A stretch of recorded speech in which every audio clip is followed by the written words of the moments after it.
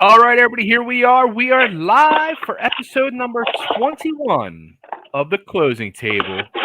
I can't believe we're closing in on the 2 year mark of our monthly podcast. And this is brought to you every month by the man next to me, the one and only Dan the Man Pizzi from NextHome Brandywine. And they are your one stop shop for all your realtor needs. And down below, with horseshoes, spices, and screwdrivers, Mr. Hub Fidel. What's up, guys? Doing good. Doing all right. I see some wrenches down there this month. I feel like Karnak the Magnificent. I've got hot salt, pliers, and a horseshoe. And those are the punchline. Look at that. Holy cow. You remember Karnak the Magnificent? We remember him. Hopefully most of the people on the broadcast remember him as well. Yeah, there was a yogurt shop that we went to, and it was called Free Yogurt instead of yogurt. And it was in Hollywood area. I was telling the owner, I said, wordplay titles of companies actually do better when they have wordplay, puns, and wordplay in them, and they do better business. And she was very sort of sheepishly said to me, well, I don't know if any of the people eating yogurt here even know who Humphrey Bogart was. You see? So you got to keep current, That is the truth. And that'll be, I guess, interjected into this month's topic. I'm losing my sound here. Something. I can hear you. Can you hear him, Ben? Yeah, I hear him. All right, let's get into, I'll do an intro and then we'll get into this thing this month. You see a backdrop this month.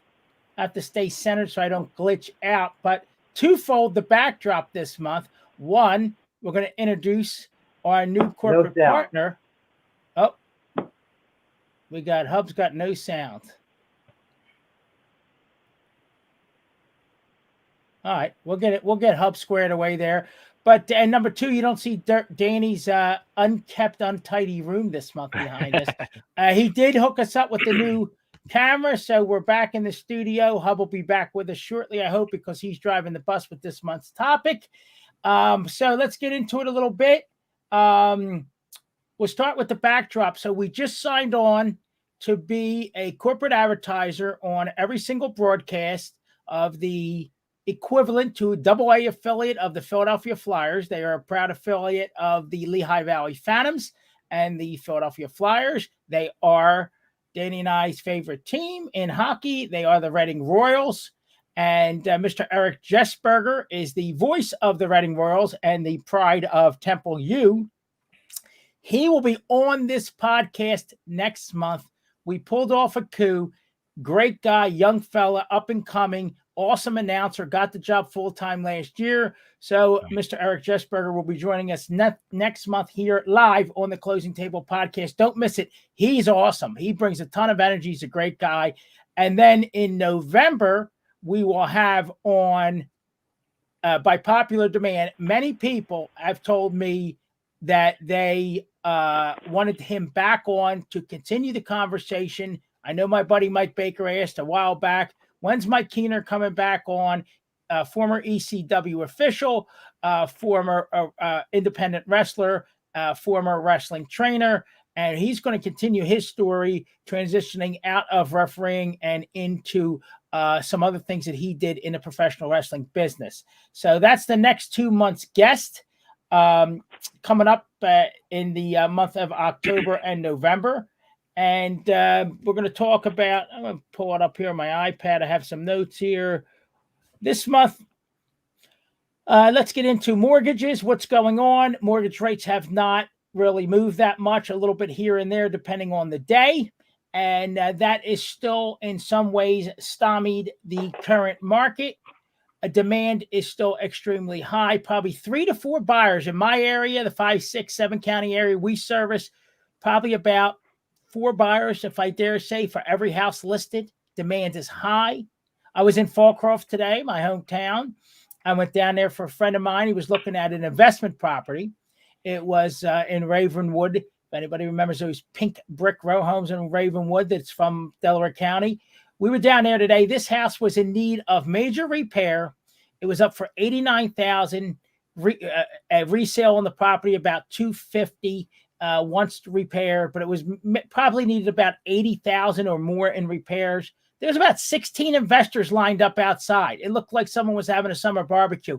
Cars parked all over. I mean, and there's not much parking there because, they're older homes and everyone has bigger cars now. So the space in between the driveways aren't big enough for these cars. Some guy even pulled up in a Maserati to look at buying an $89,000. There was a hole in the roof. The water was just pouring through the roof. It was a big bucket underneath the big bin. I mean, the place needed a ton of work. This is where we're at. I mean, we had a guy with a Maserati. I'll get the phone calls. I knew that was going to happen. We got a guy with a Maserati pulling up to look at an investment property in Fallcroft. The man is high. I think you felt like Nick Nolte and Down and Out in Beverly Hills in that scenario. It's the truth. That is the truth. I mean, so we looked at it and going to wait and see. That might have been my buddy there, whether we're going to put an offer in or not. One thing that I heard this week, which was interesting, and then we'll get into today's topic. Today's topic is going to be driven by Hub. We had a little discussion earlier today. How do I kickstart my business is going to be part of today's topic. But let's talk about, and that wraps into this real quick. Talk about, it's not gloom and doom out there. And there's a lot of different ways to skin the cat. There's still business to be had. There's still business being transacted. And we can talk a little bit here about a buy down on a mortgage. So to try to get almost like when you go in to buy a car, people will say how much you want to spend a month and they juggle the numbers to get you there. I don't do business like that, but it's similar. So talking about a mortgage buy down, and we're doing them more now because that'll help get the interest rate down on your mortgage, and it'll help adjust your monthly payment. So again, our professional partner is Beau DeForge, CMG Home Loans. You can find him on our websites. That's Beau DeForge. A buy down, I'm going to read this real quick. A buy down is a way for a borrower to obtain the lowest interest rate by paying discount points at closing. So discount points, also referred to as mortgage points, it's equivalent to 1%, and it's a one-time fee. It's in an alternative form of buy down. The point purchase, so say it's $100,000, it's $1,000. The point purchase reduces the interest rate for a given amount of time at the beginning of the loan. So you can buy down the interest rate for, say, the first, Bay looks inquisitive, first 2 years of the loan. So say the interest rate's 7.269. For just an ignorant example, you're going to buy down 1 point or 2 points on every 100,000. So it'll be $1,000. And then you pay for that. So this arrangement is typically paid for through funds escrowed by the seller. Since the interest rate is lower during this time, the borrower's monthly mortgage payments are more affordable. Very convoluted.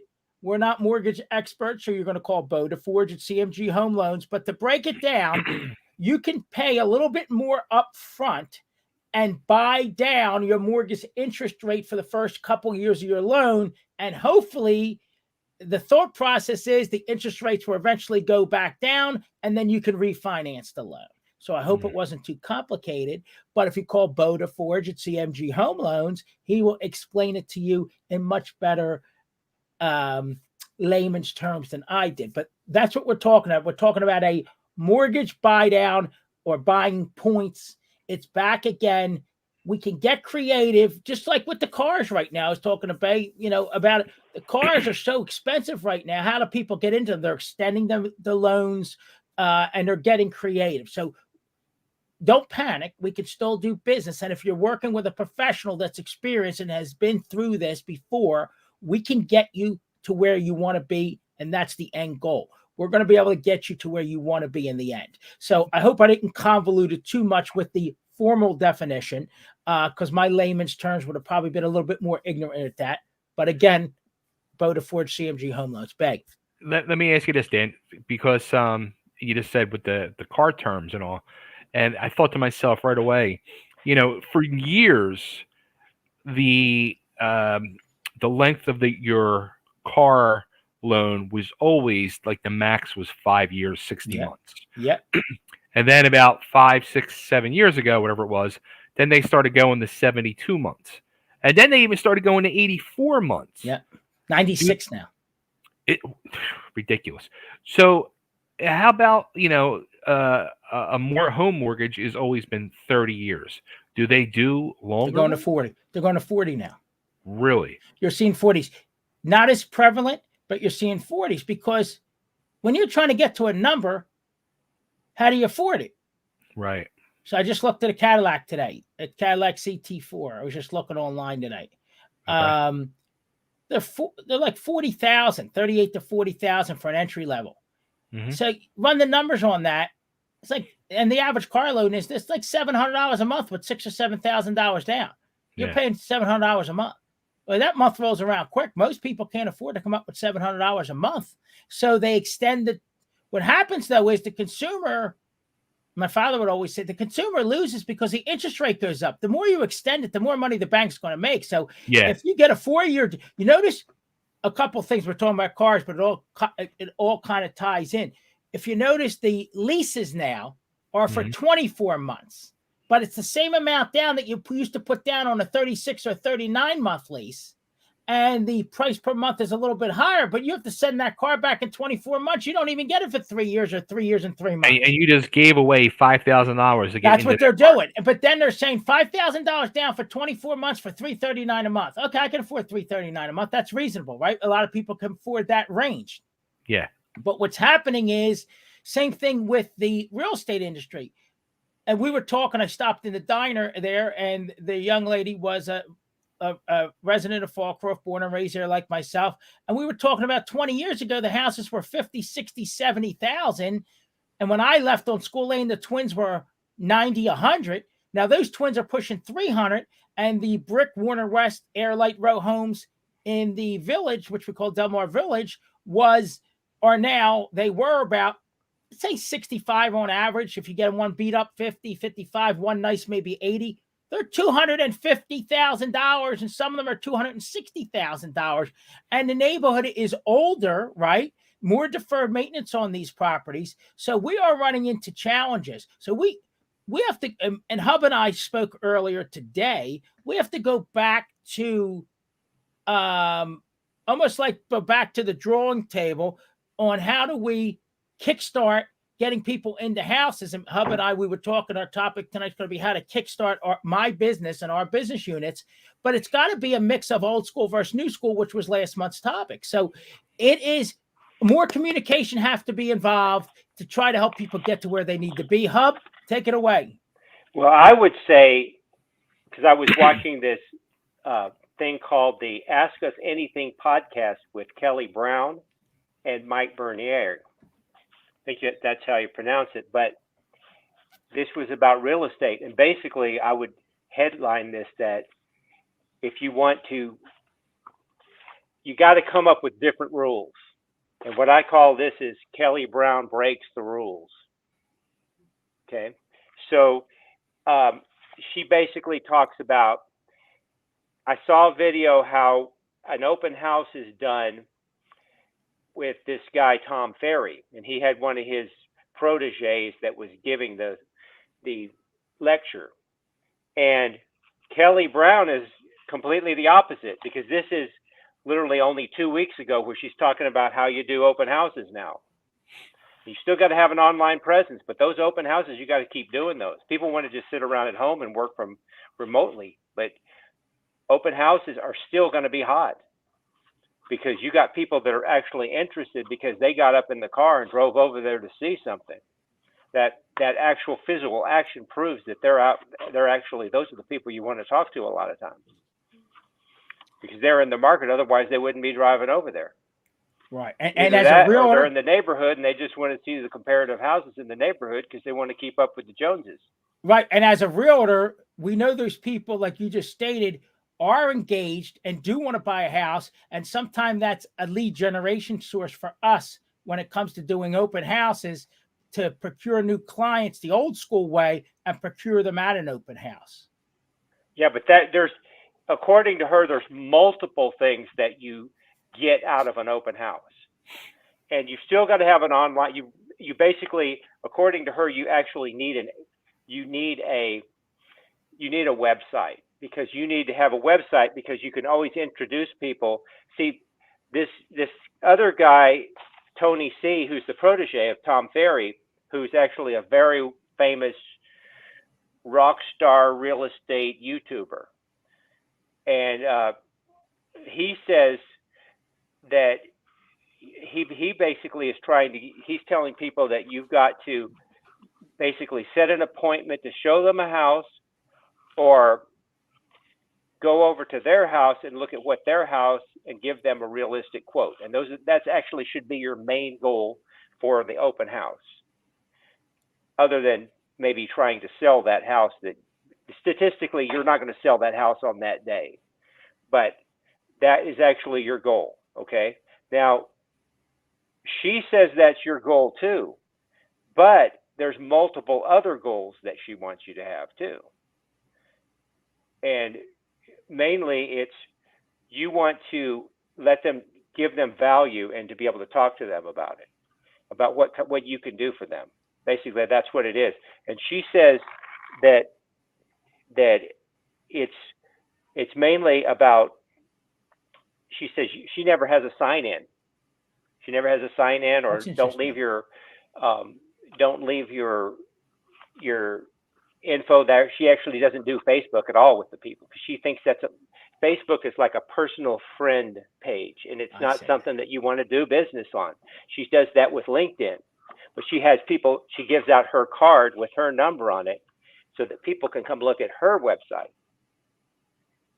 That's a changing thing, isn't it?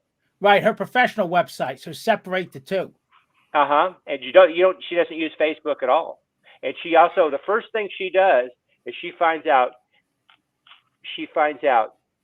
are you working with an agent? Because if you're working with an agent, she doesn't want to interfere with what you're doing with your agent. That's too pushy. Too. Right. That's new school too, isn't it? Well, for us, it's an ethics violation too. Some people may step over that line, but especially if they have an agency agreement signed with an agent, you really don't want to step over that line, out of respect for them working with another agent. Well, the other guy didn't say anything about that at all. He basically said that he's actually trying to get the end goal of trying to make an appointment or trying to look at their house. And basically he says you should never leave contact with any one person and just eye contact. You should just keep talking to them until you find out if they're going to do something. Let's break that down. You only talk to that one person, and there might be 100 people walk in, and you're still talking to that one person. Right. I disagree with so much of that. Well, what's funny? Well, we were talking about it earlier. It's very interesting, not to cut you off, babe, but it's very interesting in kind of some new techniques that people are using. And I'll tell you, I got a thought, but go ahead, babe. Well, number one, how he said about the sign-in sheet, not having a sign-in sheet. And let me ask you this, Dan, because I don't know from a real estate situation. When you have a sign-in sheet at your open houses, what do you ask that person to put on that sheet? Any contact information, or? It's funny. We've transitioned to Spacio, and now we transitioned to a similar product through KV Core, which is a digital sign-in. So it's a little bit because people didn't like to leave their information on a piece of paper that other people saw. So it was like they didn't like that for privacy. So now we have a little iPad like the one I have here. Okay. It's dodging out, but we would ask them. We could pick the questions we wanted to ask people and just let them leave their contact information. Now, we did that for a couple of reasons. One, we captured their information and we could digitally send them a follow-up. Thank you for attending. And then we could dump them in our database and say, attach them to, hey, this is what they were looking at. This is what they're interested in. Let's follow up and see if we can procure them as a client, like Hub was saying, if they don't have an agent. One other reason we did the sign-in is, suppose like over COVID, somebody was sick or something happened and you had to reach out to the people that were there, which we still have to be mindful of because COVID's still going around. So suppose the owners had COVID or someone who went through the house has COVID. you might want to reach out to them and say, hey, listen, just an FYI, you attended this open house, but somebody was sick, just so you know. Just kind of a constant contact. One thing I wanted to mention that Hub brought up, we used to, when we were visiting with people about listing their house, we would say there was an open house with a like-minded house in the area. We would say, let me take you to this open house. I don't want to tell you how much it's listed for, but let's go through the house, look at the features of the house compared to your house, walk you through it, and then we'll go back and sit down again, and you tell me what you think this house is listed for, and then we can compare that to your property and see where we should be pricing your house. So a lot of people would go in because they think their house is worth so much money, right?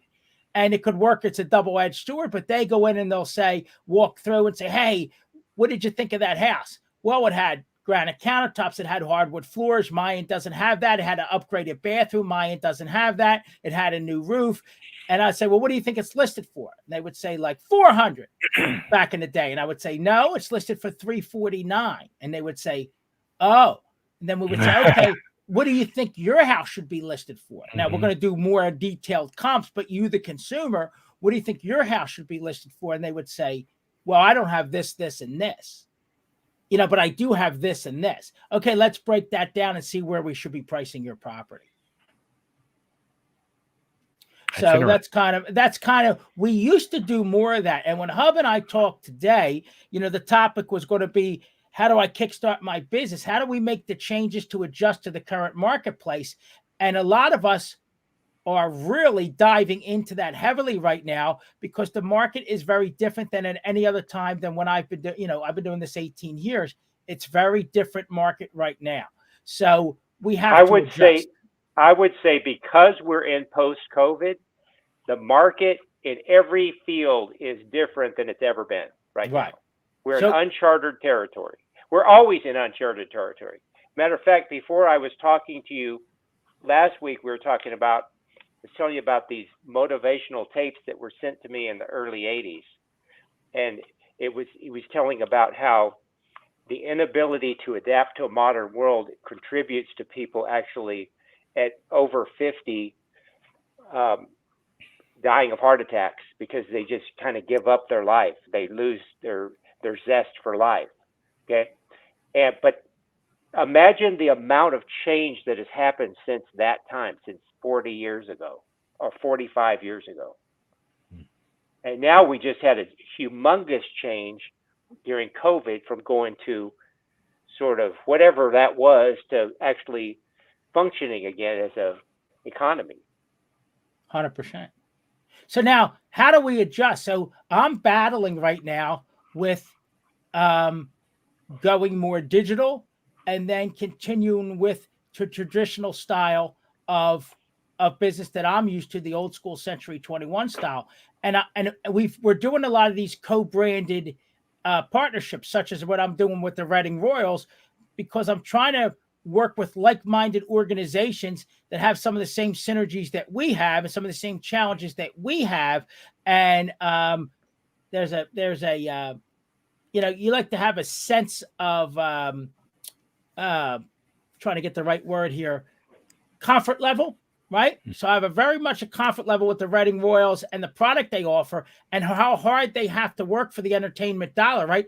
How many entertainment dollars are out there that people are looking to spend their money on? And you as an organization, how do you draw them in? Yeah, I'm going to add, that's fun. Okay, yeah. Let's everybody wants to do the fun stuff, but you got to do the unfun stuff in order to get to do the fun stuff some of the times. Okay? And so what is the name of that AI program that everybody's ordering just to say they have it, but they're not really woodshedding on it? Because you got to woodshed on that program, whatever it is, because that's the thing that finds out where people are looking, and then you get their info and you're able to send out your videos to or your photos to show them this is something comparable or this is the thing you were just looking at. Right, which is like we talked about earlier. And what's the name of that program? KV Core for us. It's KV Core that we're using now. I don't know about that program, but our I think Hub means Chat GBT. Yes, right. The Chat GBT. Okay. Well, I'm getting these different things because I need, if I'm going to ever get into something like this, I'm going to have to really, matter of fact, before I got a realtor license, I would actually learn how to use that first. Right.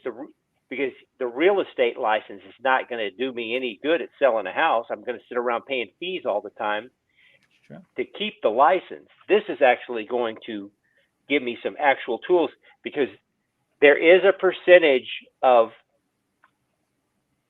customers that are not even going to bond with you. They're just going to know what they want. They're going to go and try to get what they want, and you're going to be the one to get it for them. Am I right? Correct. To break down, me and you had a discussion earlier, but when you likened it to help us in the music business, how they had to learn X before you would let them do something else. Like, break down those synergies that we were discussing earlier, where you wouldn't let them do something until they mastered the other things. It's not only that, it's about widening the horizons of the student. So the student comes to wanting to learn the song that everybody knows. They want to learn, for instance, they want to learn Born to Be Wild or Free Bird or something, Stairway to Heaven. Okay, you want to learn that, but I'll teach you that, or I'll teach you part of that, but you got to learn this. Here's something else that you would like once you get into it. Like right now, you're not all that interested in it, but once you get into it, you're going to really like it. And does that mean we have to re-educate the consumer in the buying and selling process because of all the changes that are going on in the industry economically and all these other factors that are involved here? Absolutely. You're actually your job is to broaden the horizons of the customer, but there's people that you're not going to be able to broaden their horizons at all. They're going to come to you and they're going to try and find a particular house, but they're going to know that you're going to find it for them. 100%. They're just going to do what they want to do, and that's okay. And those are usually the ones that you might find. They can be people that you would find from out of town, because they're not looking for somebody they like. They're looking for somebody who can get them what they want. Right. But there's a huge difference, isn't there? Absolutely. 100%. Between a customer who's looking for an agent that they like, or a customer who's looking for an agent that will get them what they want. And there's two different types of customers like you're talking about there. So you really, as an agent, need to understand the person that you're dealing with, right? A little more in-depthly in order to meet their need. And I think you touched on this too, about being more learned. And not to be smart, but a lot of agents are lazy and ignorant and not as learned as they should be. So they can't bring the maximum potential for exposure, full service level to their clients. I have a friend of mine that did $17 million in business this year, and basically by herself. The business is out there, but she has been able to hone in on her target and been able to deliver for them by showing $17 million in business in this tough economy. Yeah, but the people that you get, like from out of town, those people that are sending those messages to, or those ads to people that are out of town, they're not really selling themselves. They're only selling a product that they can get at a certain price. So that's a whole new ball game because of that. Is that right? 100%. Especially, so we can liken it to the New York buyers that are trying to target buying down here in the Pennsylvania area. Exactly. So it's really important to know that that's a whole new world, and the people like that would be like swooping into your territory right now, and they're doing it legally because they can do it. That's America. That's capitalism. It's America. So they're doing that, but that would drive your agents out of their minds, because it's a whole new ball game because of that. And we had that today in Fallcroft. And we had that discussion with agents that were outside and with New York buyers that were coming down there to buy the inventory. And the one guy said, these damn New Yorkers are messing up our whole apple cart down here. But like you said, it's all fair game.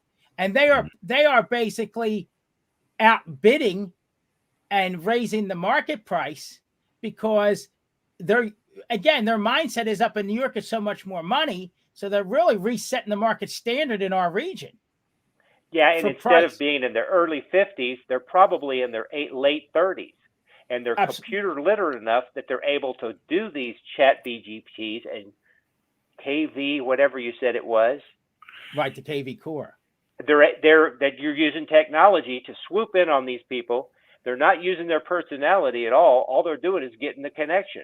Well, let me tell you what this one guy said. We'll go back to the old school. The one guy I met today said when he pulls this list, and if somebody's in pre-foreclosure or any point of that process, he goes and bangs on the door. And he basically says, hey, I see you're losing the house. He's very ignorant the way he does it. In a couple senses of the word ignorant, knocks on that door and says, I see you're losing the house. I know how much you owe. I'll offer you this, and I'll let you stay in the house. I'll give you a 5-year lease, but I own the house now. You're renting it from me. So, and he has 72 properties. He has 72 properties, this guy, in Delco. He's a character. Can you imagine somebody coming to your door?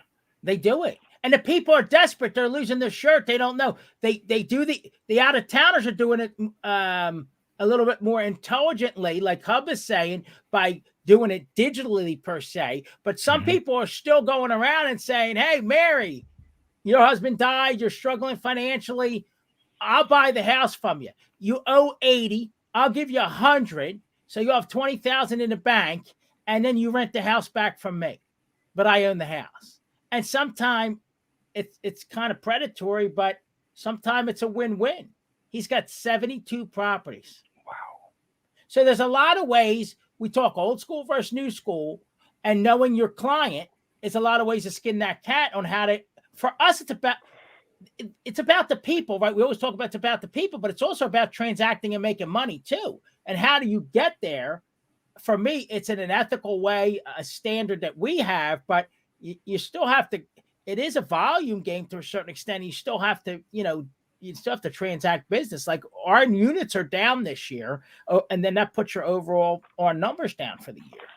Yeah, but see, I don't think that advertising from out of your city to like a close by city is predatory at all. I know you weren't saying that it was, but at the same time, I think all that is just you have the technology knowledge and how to do it, and so you take advantage of the opportunity.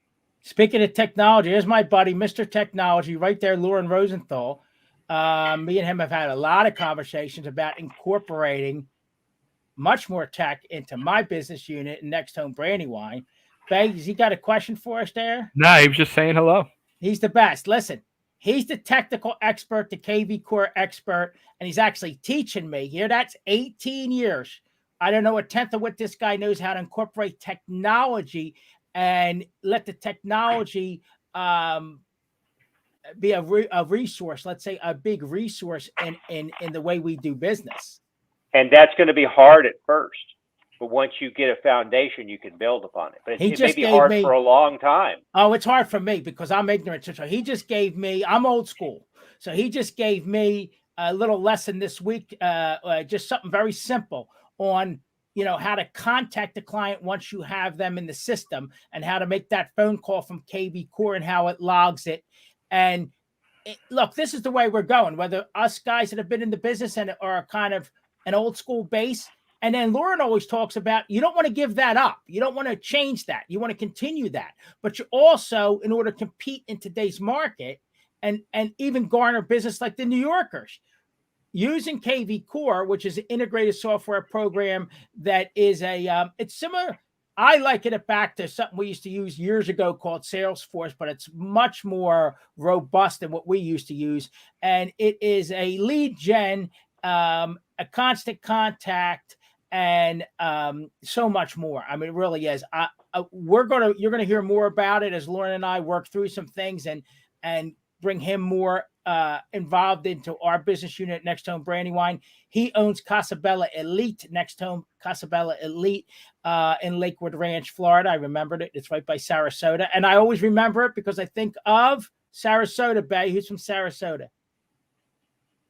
Who? Brandy Savage.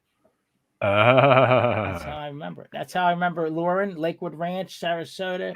That's how I connect them. Yeah, but aren't most of the people that are swooping in from New York City to Philly, and selling houses, are most of them using GBT, or are they using the KV Core too?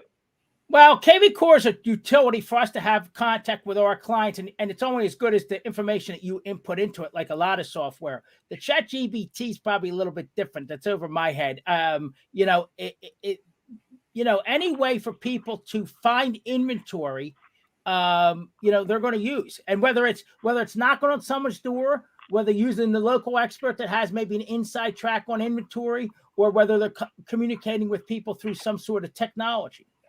Yeah, but the predominance of it coming from other cities in your surrounding city, it never was going on before. So it's technology that's allowing them to do that. It's a lot. We were talking today, how many New York-based people are breaking into the Philadelphia market and buying homes above market price. And it's a larger percentage than you think. And you've got to find out what technological advances they're using to do that. And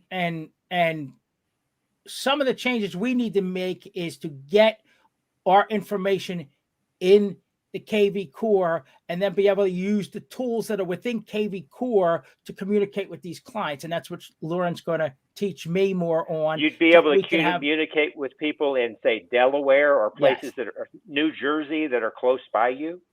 Right. And then here's the thing, too. So we're trying to break into Lancaster across what they call the 222 corridor over to Reading. And that's where we've been targeting, because the growth areas, as areas get oversaturated, the growth areas move further west. So if you're using technology, I'm only one guy. I can only drive around and do so much. But if you're using technology to your advantage, then it helps you make more contact with people, be able to handle a wider scope, but also be much more efficient and also be much more helpful, beneficial, give more information to your client by using the technology, which I think is a win-win all the way around. But again, you talked about this.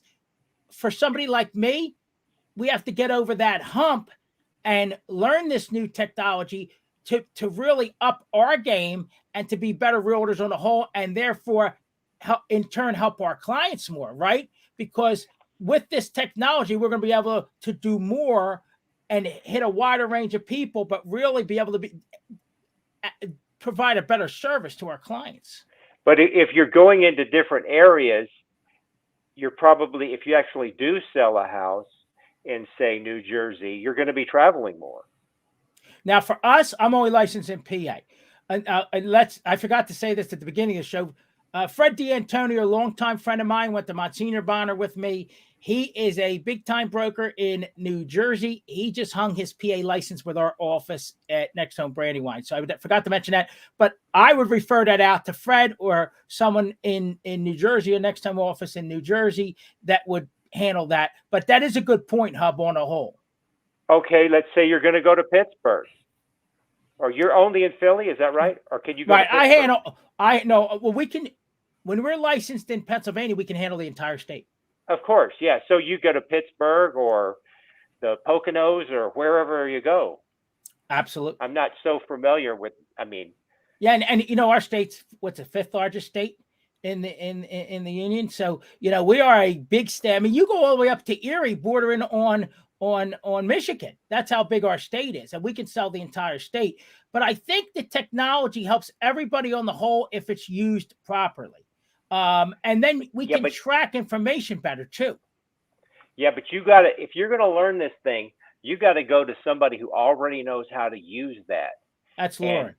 He's an expert. You want to go I'm talking about the Chat GBT or whatever it is that's allowing these people from other states to swoop in your territory, so you can go to Pittsburgh or wherever it is that's close enough by that you can do the whole state. Because you just went from Philadelphia to the whole state of Pennsylvania now.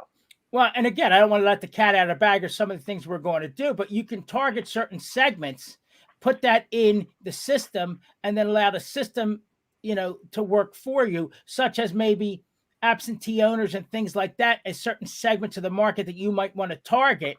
And then what you do is you load that data into the database, and then you work through a whole progress of steps in the database to progress the leads. And that's the key. Like it's called the funnel. And then you progress through them. Then you can track all this data and see what's working and see what's not working. So for me, is that in KV Core? yes, we're using KV Core. You can look it up. A lot of companies have it. I just did a video on this today. I was telling you earlier. A lot of companies, NextHome was one of the first ones that introduced KV Core. NextHome also made sure that their member services team learned every facet of KV Core so they could give the information to the agents when they called our member services line, and they were experienced 100% learned in the KV Core. But other companies that have KV Core, they don't have their member services team per se learned in the product. So you have to go directly to KV Core Corporate, which is a huge entity, and you don't get the same service level that you would get, say, if you were a NextHome agent. Then you could just go to member service, say, hey, I'm stuck here, I need help here. We also have a multitude of very comprehensive learning tools, tutorials. And then you have somebody like Lauren Rosenthal, who is a tech savvy guy who has perfected and understood how to use the program to benefit his business unit and also benefit the clients. Okay, here's the thing. Let's get back to the old school here for a second. We just went into high technology. I've got a question for you. That Kelly Brown said that if you don't have a house to show, an open house, that there's plenty of agents that would like you to help them do a open house with them. Because a lot of agents don't even like doing open houses. 100%. And a lot of agents would like you to do it for them even. True. So what we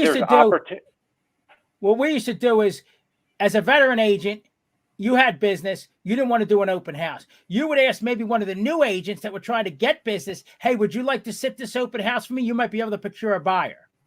And that's that. And a lot of them used to say yes. Let me tell you, today, if I asked, this isn't across the board, but if I asked a younger agent, most likely they would say, nah, I'm going down shore today. Like, they're not hungry. If you asked me to sit an open house when I first started, I would run to sit that open house. And I would talk to everybody that came in and try to procure buyers. Okay, so she said there's never a shortage of open houses that you can work with. Is that true? Well, it was true. You know why I'm hedging? Because houses were selling in a day. You didn't need to do an open house. Now it's houses are sitting for a few days in some markets because things are a little bit overpriced and things might sit. People are using open houses. They're also using open houses to allow a lot of people to come through at one time and then take offers from there. But back in the day when houses actually set on the market more than a day or two, open houses were extremely prevalent. They are coming back now. How about this, Dan? Is it also too, like, I get emails every day from Redfin about houses in my area, and I noticed just the other day a house I was checking out. It said it might have been 2:00 in the afternoon, 3:00 in the afternoon, but it said you can see this house 7:00 tonight. Just email. Yes. And again, you can do that like through the KV Core that we have too. Like you just send a message.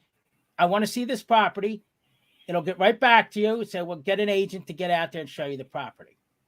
But here's my thing with that. I need to know if you're qualified. I got to vet you. We used to sit down at the table. We talked about this and go back and forth and said, okay, Mary, what do you like? Joe, what do you like? Or Mary and Susan, what do you like? And go through and say, okay, are you qualified? Let me get you hooked up with a mortgage broker. Today, babe, that's the way you do business. You send a message through Redfin. They say, I want to see your property that you have listed. Okay, I'll get somebody out there, and someone will just run out there and show them the property without even having a conversation and say, are they qualified or are they not qualified? Right. Like, are you wasting your time? Right. And that's, Lauren, you're on there. He says, if he sends you a list of houses that may or may not fit your need, he'll say, rate these houses, on a scale, rate these houses. And then when he gets that list back, if you didn't rate that highly, he X's all those out and narrows it down to the two houses that you may be interested in, instead of us like Dan Pizzi running around seeing 6 houses that you're really not interested in. We kind of hone that down to, and then that helps us moving forward to houses. We kind of crunch that information down and say, okay, these are the 2 you might be interested in. So let's say you're working for Dan Pizzi at Brandywine. How many open houses are you guys doing a week? Right now, my office, again, it's all how much, again, the key to real estate right now is controlling the listings. So for our office right now, we're down to 1 or 2 listings. Now I have one that's an over 55. They don't want to do an open house. That's per the client. But if we have a listing, if the house doesn't sell within the first few days, which they usually are, then we'll do an open house. But right now we're not doing that many because the houses are selling so darn quickly. There's no reason to do an open house. Well, let me correct myself because we talked about this. If you do an open house, it does help you procure more business. All kinds. It does all kinds of stuff for you. It gives you all kinds of connections, people that you end up to know. 100%. Get people on your website looking at houses that are coming on the market soon. Does all kinds of stuff for people, and that's not the only just selling that particular house. That's why it gets yourself out there. It's true, and we got lazy, honestly, because we didn't need to do them. So we just sold the house that we listed and moved on. And now, like we said, things are shifting and adjusting, and the open houses are coming back, and they are more prevalent, and they do really help us from an old school perspective, procure a new business. And then what we need to do now is take those clients, put them in KV Core, and cultivate them. Well, I guess we're talking about a different market too, because again, this video she just put out was 2 weeks ago, but she's in Minnesota, so that's sort of the Midwest, and I'm in North Texas, and we're doing open houses here. I guarantee it, because they're not selling all that much. The prices haven't gone down, but they're not selling all that fast. Honestly, our 2 counties, for people that know, Delaware County, Chester County, under 700 listed in each county. So and you know how many houses are in Delaware County, Bay? The last time I pulled the numbers this week, 660 listed, and someone just told me very similar number in Chester County. They pulled the number. My friend Mark Reale, he pulled the numbers. I think he had 670 listed in Chester County. So you're talking about, I don't know what that is percentage-wise to the whole number, but you're talking about very slim, and the things that are on the market, I don't want to be disrespectful, but undesirable inventory in some cases. So some of that's partial that where it's overpriced. It's in a maybe an area that's not a family area. People don't want the house, or it's not priced right to sell. So there's some factors there that go into why something's sitting. But Hub, we're doing more open houses than we were in the past, but nowhere near the amount of open houses that I did 15 years ago. Mm. So, I mean, our market right now is about controlling the inventory for realtors. Listing, basically, is what you're saying. What was that, Hub? You zotched out a second. What was that? I said here's listing, but the thing... Go ahead, Bay. It's my mother. That's why she put that on there. So I'm going to tell you why. Is the video a little choppy for you guys? Yes, it was, but you're clear now. So my mom put that on about open houses. So the open houses, my cousin did an open house. I'll leave her name out of this one. And you do have to be careful. And long story short, and my cousin is a excellent long-standing realtor over 30 years. The people went upstairs and stole all of the people's prescriptions out of the medicine cabinet. Oh. Yeah. And my cousin, she's on it. She is the best. And when I'm a little old school Italian. So when my ladies go out to do an open house, I always make sure there's like a safe word that they call me if there's a problem, or like one of my agents, you bring a husband, whether a couple of my agents bring their husbands with them if they do open houses, because they're unvetted. It's a good point, Mom. They're unvetted people that are coming through. They're not vetted. And Hub made this point. It could be the neighbor. It could be somebody interested in a house. It could be a creeper. And they do go, oh, I had a guy come and just talk and talk and talk and talk. And I said, unfortunately, I'm working here on behalf of my client. You got to go. I can't sit here and have a 40-minute because I have to pay attention and be respectful of the house that I'm doing the open house for. Look at this. Here you go. Here's Lauren. He'll tell you straight. Bay, you want to read that off? The digital divide is taking care of that. Our job is to know the technologies and lead them down the right path in the transaction. The tech has lightened the load if the agent allows it to happen. And what's the key? What's the key to there, Lauren? This is where the pushback's coming, even from myself.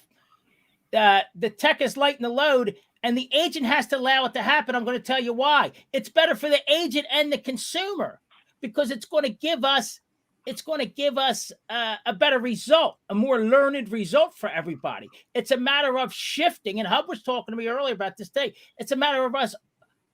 I'm like old school century 21 and I do good business. And like Lauren always says to me, you're not going to stop doing what you're doing, but we have to incorporate the technology because, the digital divide is going to take care of that for us. It's going to shrink that for us and it's going to help us do better business and more volume. And in our industry, that's the key to making money. And the bottom line is the agents, broker owners, we have to allow it to happen because that's where are people looking for houses? Online.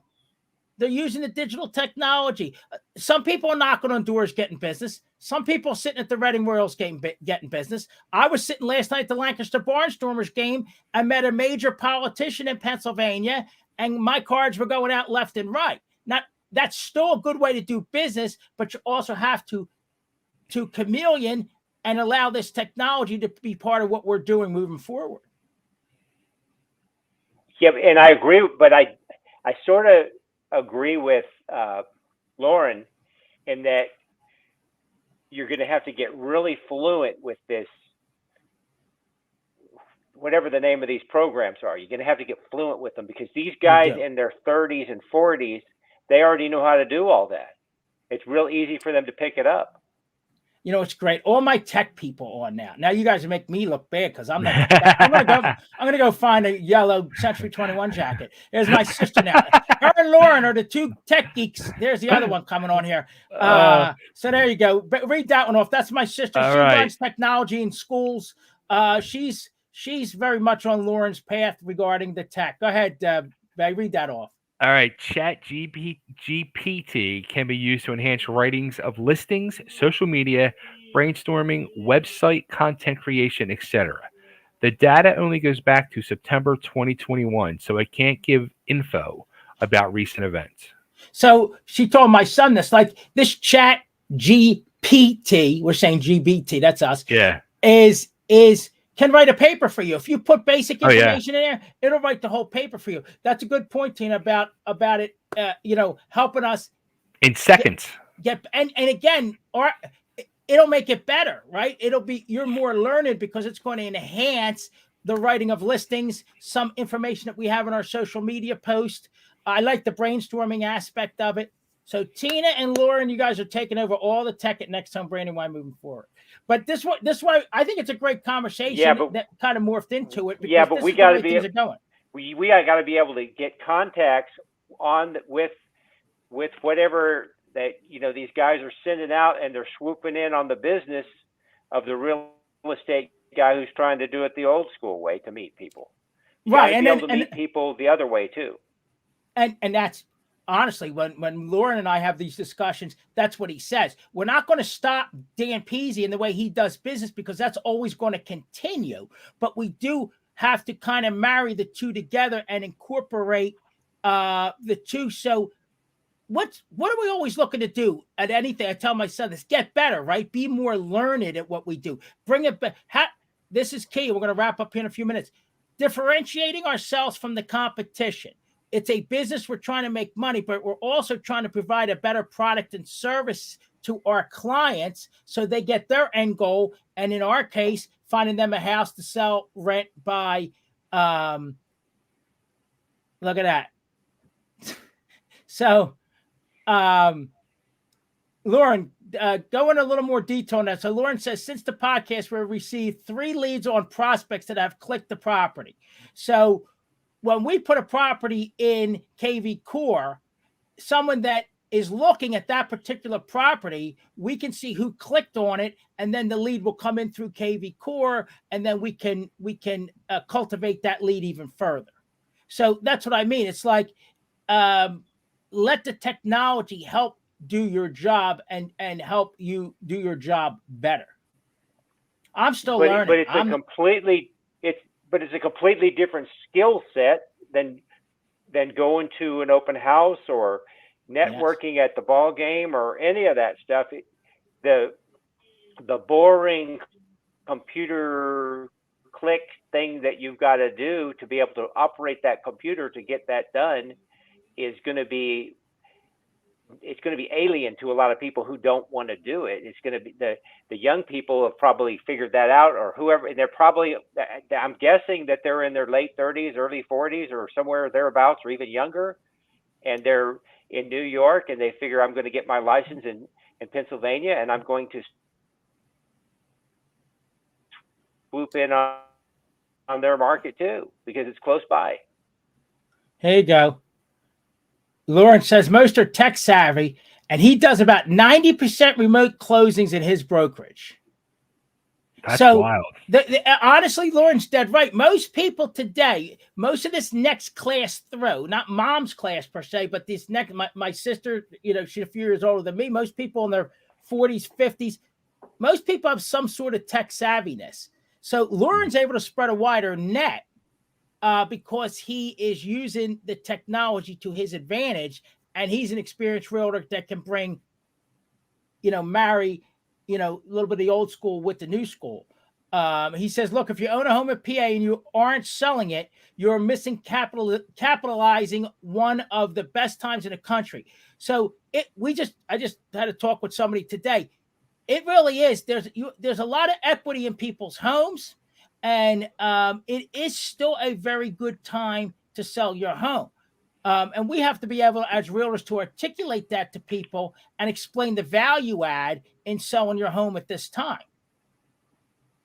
And that's a difference between being in the western part of the country that I'm in and being on the East Coast, because right now your houses are really hard to find houses, but right now we've got houses available. The prices haven't really gone down much. They've gone down some, but there's houses available.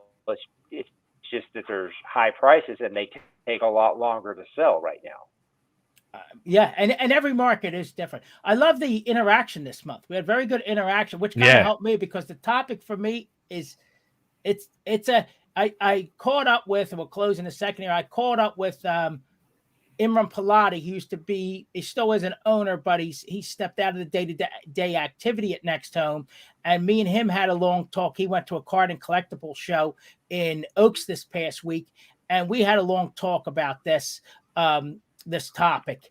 And it's very top of mind. And Imran was always good at, if you needed to get somewhere, he would take his thumb and make sure he pressed on you until you got there in a forceful but nice way. And that's where we're going. And that's what Lauren is honestly doing for me to help us make the changes with the current economic conditions and kind of looking at the future and where we need to go as far as the real estate industry goes. Yeah, and if 90% of the people are tech savvy, they're just selling online and they're doing it that way, it seems to me that technical ability and knowledge that you need to be able to do that is not going to be overnight. It's going to be a process of learning. It's going to be a whole bunch of knowledge that you're going to be able to do to operate that computer properly. So Lauren came up from Florida, 100%. So Lauren came up from Florida, and he did a presentation for my team.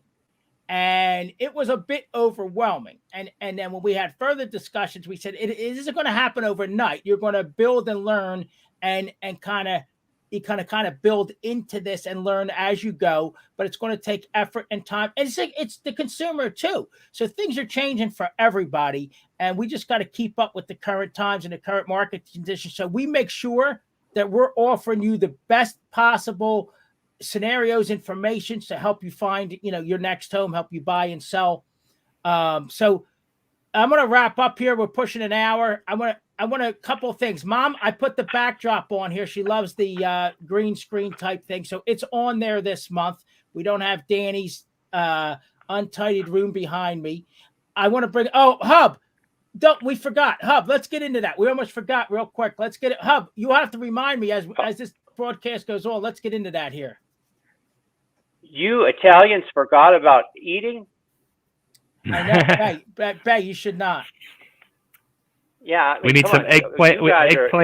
Caprese eggplant. Yeah, but see, Bay's going to love this because this is jalapeno salt by Burns. It's made here in Dallas. You can get it on Amazon. And it's jalapeno, and this one's chipotle, and this one's habanero. And I noticed, to me, the habanero wasn't as good as the other two. And so now when you order a 3-pack, the habanero is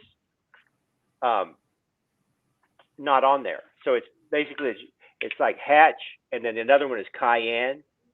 And so so far the chipotle and the jalapeno are really good, because most of the time when you buy spices that you put on your meat, like hamburger, that kind of thing, most of the time one of probably the largest ingredient or the second largest ingredient in the spice is salt. So I don't think it's that much difference than having these jalapeno and habanero salt. That way you just go straight to the thing you want. I wonder if I can make that with all my jalapenos in my garden. What? I wonder if I can make it. I have all these jalapeno and ghost peppers in my garden. Maybe I can make some jalapeno and habanero salt. No, these are dried and then ground in with the salt. We might have to try to do that. Almost like the Italians dry out the meats. Pat Fosberg just put a comment up. Pat, what part of Florida are you in? Pat and her husband Chuck are great people. They presented at last year's event that we had, our corporate event, and they're great people down in Florida. Great information. So Pat's saying it's a strong seller's market in Florida. Very low inventory still down there in her section of Florida. I'm not sure how close she is to Lauren on exactly what area they are in down there, but they always, if you're on Facebook, Chuck does some reads, and Pat always has good information. Yeah, but that's still on the East Coast, I would say. Because anywhere, I lived in San Diego, I lived here in Dallas, and the kind of culture we have is we have lots of people moving in and out all the time. That's one of the main things you'll notice if you live here for a while. Why is that, Hub? Always been that way. Why do you think that is in the Southwest? I think that, well, I know in San Diego, I think that it's always been that way. When I was and you can look it up, like the divorce rate of Dallas in 1979, the divorce rate was the #1 divorce rate in the country was Dallas. And a lot of it had to do with people moving in and out of here. Same San Diego. I know in California, people move to California from Chicago, or they move from Philadelphia or whatever. They can't really make it there, and it's a different culture, and they're not used to that. And they're not used to being as competitive. You got to be really competitive to stay in a place like that, because everybody wants to live there. Right. Let's use that as a little bit of a talking point real quick, and Bay, you can wrap us up.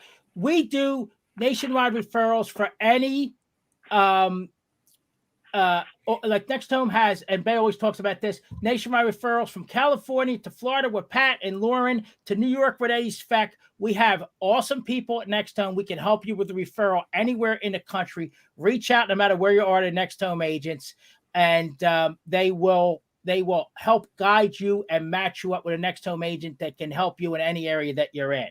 Hub, give us one more point on the horseshoe and the pliers, and Bay, wrap us up. Okay, see, these are slip joint pliers. Everybody calls them channel lock pliers, but I'll show you this. Hold 1 second. Look at this. We got it.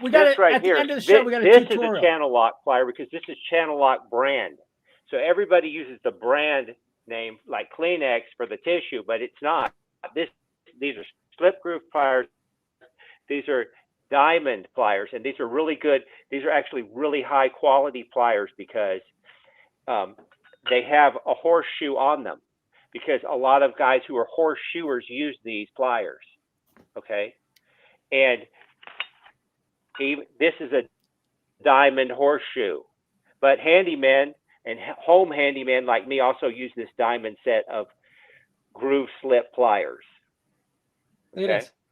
We learn because every they're podcast. used for all kinds of stuff, but